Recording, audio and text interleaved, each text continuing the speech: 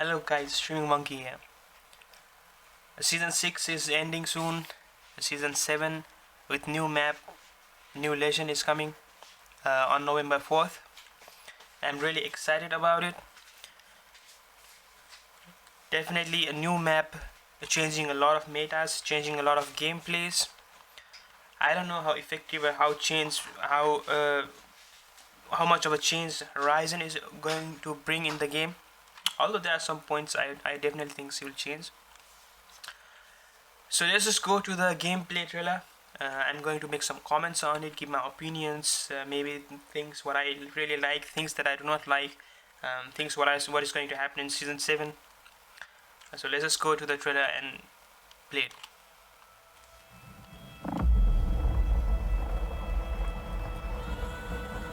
So like always, Apex Legends, what I really like about the trailer is their artwork is one of the best that I've ever seen in trailers. Like, it's so vibrant, like there are so many colors going on over here, and there are so many things in terms of artwork going in there.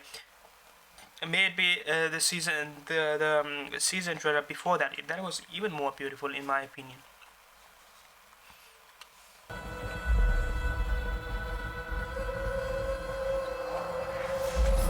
Let's have a wee play with the laws of physics, shall we?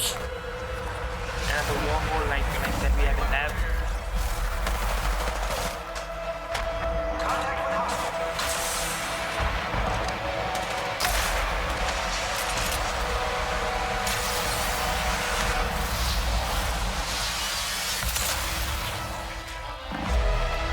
So when you look at this map is definitely bigger than King's Canyon and World's Edge, maybe 20 to 30% bigger than World's Edge. What I've read is that this map will have lots of points of interest, like that of Skull Town and Bunker. And if you remember season 1 or 2 Skull Town Bunker, there were lots of hot drops going on, and people used to die really fast in early game.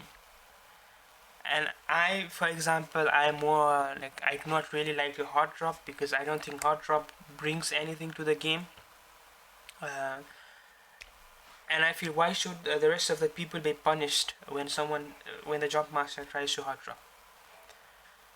So the new maps with more of points of interest, what it's going to do, it is going to reduce the early game fighting and increase the number of fighting or prolong the fighting in mid games and late games. This also, with the increase in point of interest, this also reduces the number of third parties that you really have. For example, in Skull Town, you would be fighting maybe when you hot drop, fighting 2 or 3 teams. You end your battle, you win it. But that would mean that other teams could easily and very quickly rotate on you. It won't take much time in King's Canyon to rotate on you, and you are not properly shielded. You don't have enough shield cells. You don't have health. You don't have enough ammos. So that is why pros in the competitive scene have been saying that King's Canyon needs to be taken out of competitive scenes because it's really bad in terms of loot and in terms of third parties. I think this map is going to be really interesting in terms of how greatly it reduces the third parties. World's Edge did do that in some point, in something, but still we did have a lot of trains and fragment hot droppers. I'm not saying there's not going to be hot drop in this map, but I think it is going to be really less in number. This gravity-defying utopia was my home. But time, I really hate shotgun. It can take away the things you love. Too slow on the draw. And Olympus was no exception. It all ends the same way. It is now host to a new experiment. One that poses a complex problem to solve. Here I go. But you know the thing about science is, Sorry, friend. sometimes she can be a wee bit violent. Oh, it's showtime. Time to pick a fight. So in terms of weapon change, Prowler is most probably going to be a care package weapon, and R99 is coming to the normal loot table. I don't know whether that is also a Peacekeeper and Mastiff, but R99 is definitely coming back, and with it, Wingman, R99, and Shotgun Meta is back on the table. Also, there is a new hop-up that gives you quicker change between the weapons. As far as I know, that is going to be coming on Wingman and RE45, as far as I know. And I'm not sure whether the Skull Piercer is still on the game or not.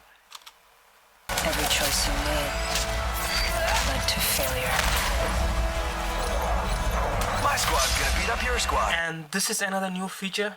Clubs, guilds, or community, whatever you say.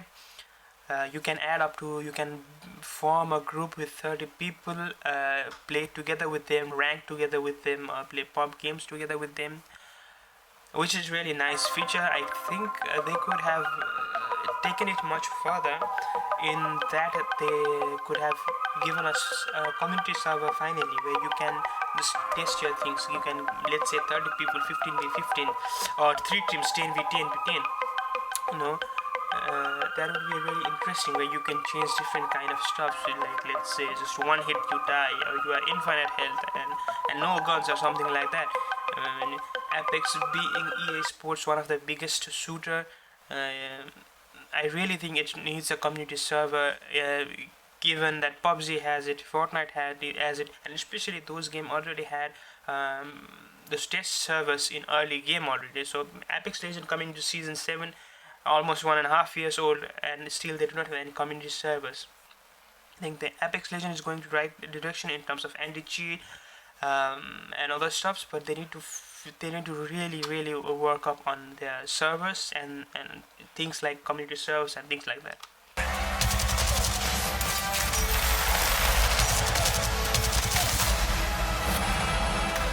So Olympus, the new map, we are going to the new map Olympus.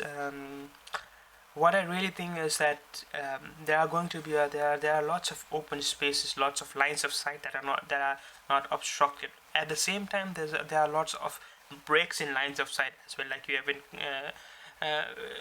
in games like in Counter-Strike. You have places where you can clearly see, and places where there are breaks of line of sight, and that means that snipers are coming into play a lot of the times.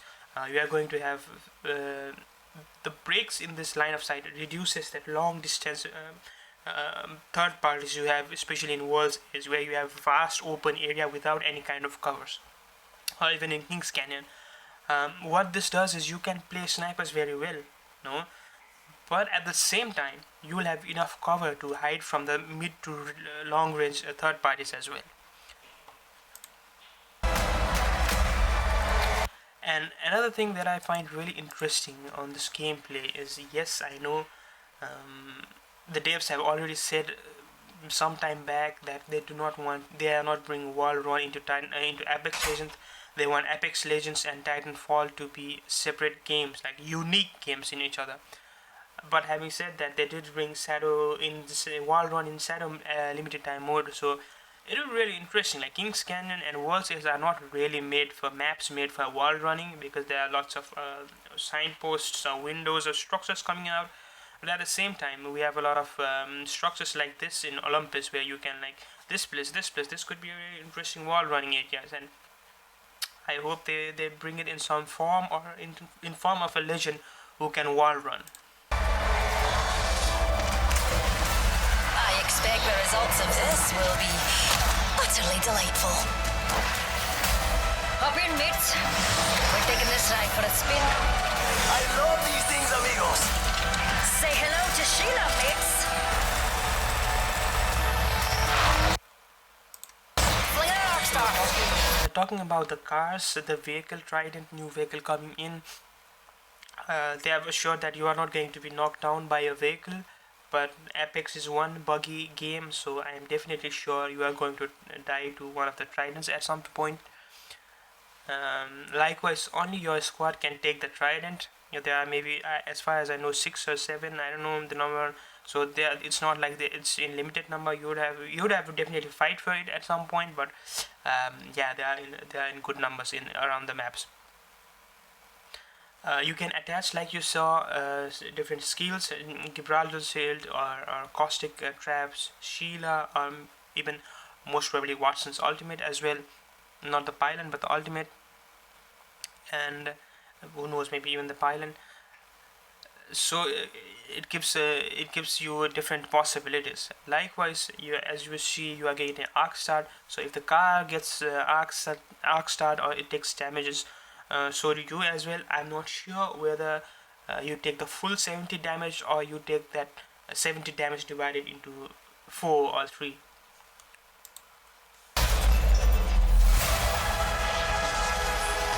And that's the Amazing Horizon, her tactical ability being that gravitational lift, which we have been seeing in Kings Canyon and Worlds Ace.